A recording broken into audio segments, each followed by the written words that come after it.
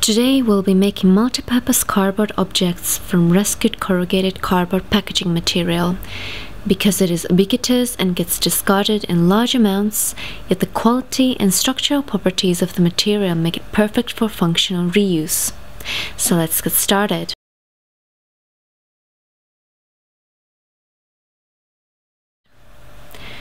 I would firstly actually start off with scale modeling my design, because it gives the best idea how the object will occupy physical space.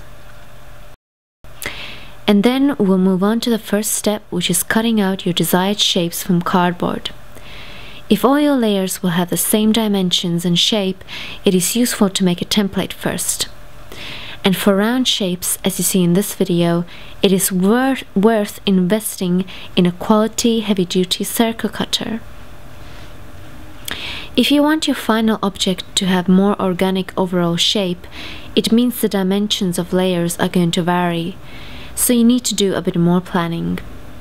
Once you get accustomed to cutting cardboard, you will start having a sense for which is the best for cutting and which produces the best edge finish.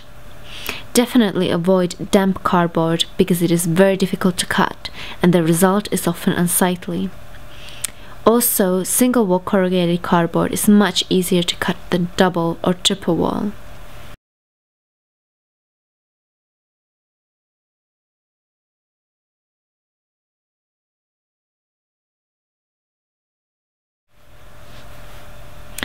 Gluing is a fairly straightforward bit of this process, but which kind of glue to use depends on how much time you have in your hands and how eco-conscious you are.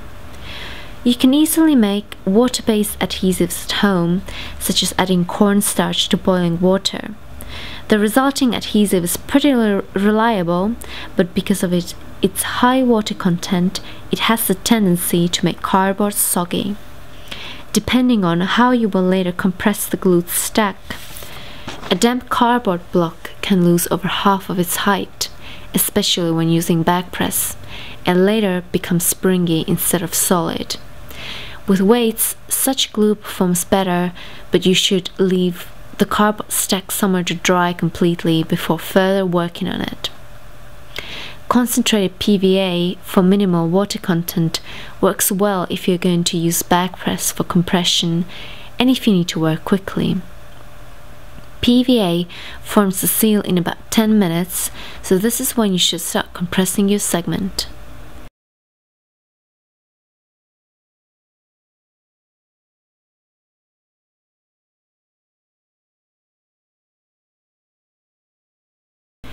Once your cardboard segment is glued together, you need to compress it while the glue is still sealing so that you will get a strong, solid object.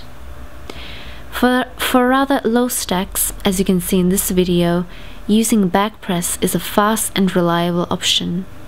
You can gauge the pressure applied depending on how solid and compressed object you want. Back presses can be bought online.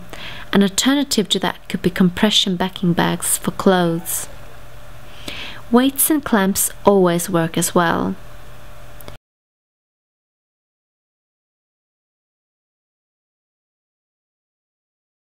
You can perfect your cardboard object by sanding down any overhanging edges and make it look really slick, but this is not crucial to functionality.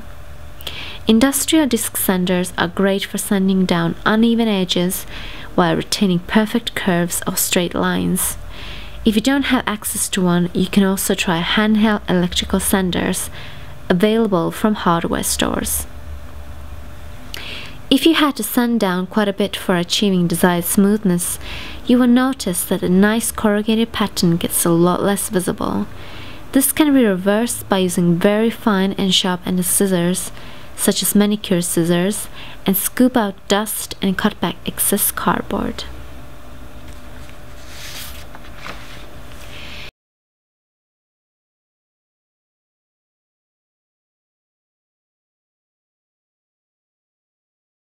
Finally, you need to glue and assemble your individual cardboard segments to achieve the final design.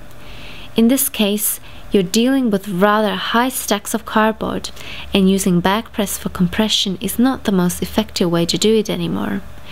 Instead, you should now use clamps or weights to avoid visible uneven compression. Clamps are in fact great for fixing unevenly compressed, skewed segments and straightening your overall design. They also enable you to compress your object to a precise height or dimensions. Simply have enough clamps to cover each side of your objects and gauge the amount of pressure you want to apply. Leave it for some hours for the glue to seal, and you're done.